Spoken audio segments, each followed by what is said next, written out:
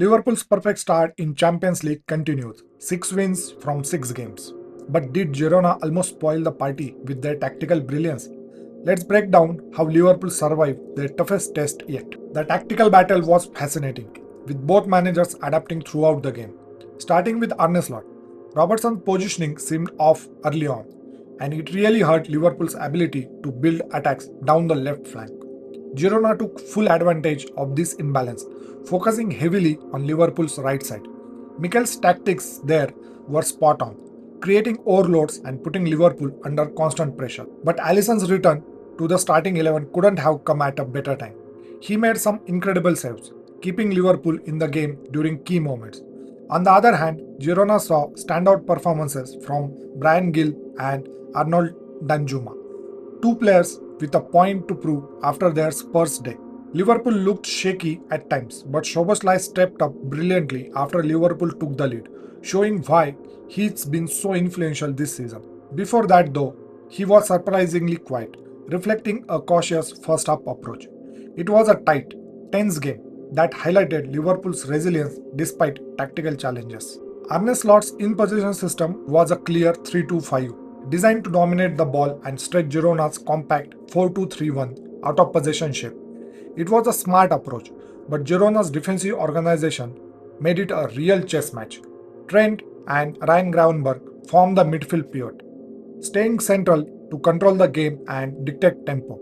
Curtis Jones often drifted left, giving Liverpool an extra passing option on that side, especially since Robertson wasn't offering his usual attacking runs. This movement created a dynamic triangle for ball progression. Up front, the attacking line was well spaced. Luis Diaz and Dominic Szoboszlai operated between the lines, while Mo Salah and Darwin Núñez provided vertical threats. This positioning forced Girona's defensive block to constantly shift and adjust. But Girona's compactness made it tough for Liverpool to find clear openings. It was a tactical cat and mouse game, with Liverpool's structure creating opportunities, but Girona defending resolutely. Liverpool's pressing against Girona was relentless and highly effective, a textbook example of Arne Slot's philosophy. The focus was on swarming Girona during their build-up phase, especially in dangerous areas like the final third. The 5 versus 3 situation in the scene highlights how Liverpool used numerical superiority to overwhelm Girona and force mistakes. Slot often committed 5 or more players to press high, and sometimes even 6 or 7 when the situation called for it. This aggressive approach made it nearly impossible for Girona to play out comfortably. The payoff? Liverpool achieved an incredible 27 high recoveries, showcasing how their press wasn't just energetic, but also disciplined and well coordinated. Every player knew their role in closing down passing lanes and applying pressure at the right moments. It also helped Liverpool sustain attacks and keep Girona pinned back for long periods. This pressing masterclass didn't just win the ball back, but set the tone for Liverpool's control of the game. Mikel's tactics were bold and almost brilliant in their execution. He identified a clear vulnerability in Liverpool's setup, the space left behind Trent Alexander-Arnold, when he drifted into midfield. Danjuma exploited this expertly, constantly drifting to the left to attack those open spaces. Girona's approach was aggressive and direct. Mikel stationed 2 or 3 players high up the pitch, near the offside line on the left, ready to pounce as soon as a killer ball was played. This created constant danger for Liverpool, forcing their defenders to stay alert and deal with these quick transitions.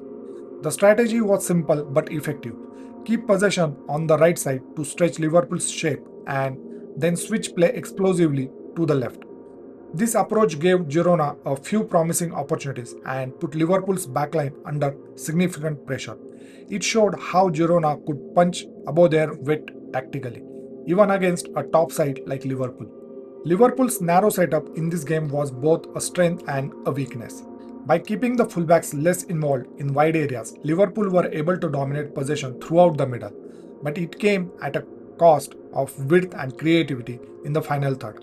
Without those wide overloads, Girona's compact shape was much harder to break down. This lack of width made Liverpool's attacks predictable at times. Cross-field switches and wide deliveries, which are often key to opening up the low box, weren't as frequent or effective.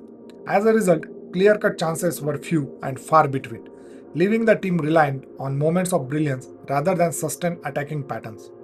On the flip side, this narrow approach exposed Liverpool in transition. With both fullbacks tucked in or pushed higher, there were moments when Girona's counterattacks found space down the flanks.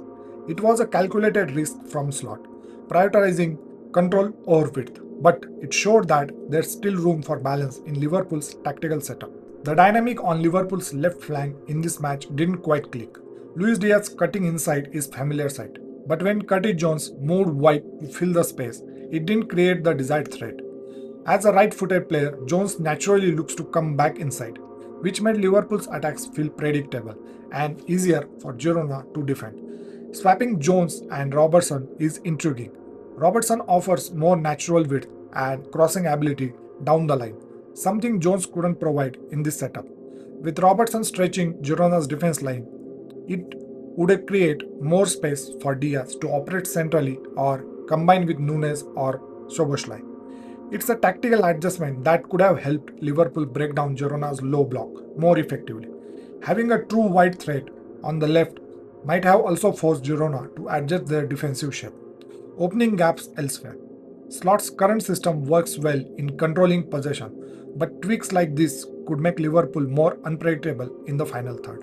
Ryan Gravenberch delivered another standout performance, showcasing why he's quickly becoming a key figure in Liverpool's midfield.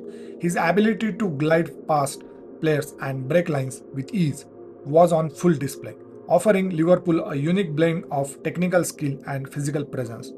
What really stood out was his passing IQ. Gravenberch wasn't just playing safe or predictable balls, he showed creativity and deception, threading passes into dangerous areas. While Szoboszlai has been brilliant this season, Gravenberch's ability to mix vision with subtlety in his passing arguably gave him the edge in this game. His forward forays were also vital in disrupting Girona's defensive shape. By driving with the ball and committing players, he opened up the spaces for others to exploit. Gravenberch's growing confidence and maturity are becoming evident, and this performance underlined his value as a versatile, dynamic midfielder who can both dictate the tempo and create chaos in the opposition's structure. This was without a doubt Liverpool's toughest European challenge so far this season. Girona may not have the star power of other teams, but their tactical discipline and sharpness made them a real threat. They didn't just sit back, they posed clever problems for Liverpool to solve, especially in transitions and wide areas. Even though Liverpool dominated possession and territory, it didn't translate into easy chances. Girona's defensive compactness and well-coordinated pressing forced Liverpool to work harder than usual to create openings. Mikel's side was switched on from start to finish, cutting out passing lanes and staying organized even under pressure. What nearly undid Liverpool was Girona's ability to execute their game plan with precision. From exploiting space left by Trent to their aggressive switches to the left, Girona tested Liverpool's structure and focus.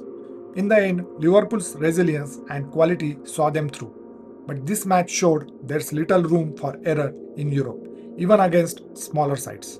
This was a hard-fought win for Liverpool and a perfect reminder that even the so-called smaller teams in Europe can push you to your limits. Girona's tactical setup made this one of the toughest tests for Arne Slot's side so far.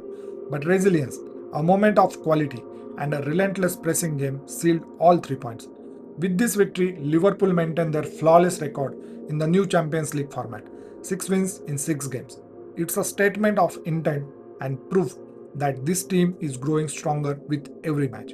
If you enjoyed this deep dive into the tactical battle, make sure to give the video a thumbs up and hit that subscribe button for more in-depth Liverpool analysis. Let us know in the comments what's been your favorite performance in Europe this season. See you in the next video.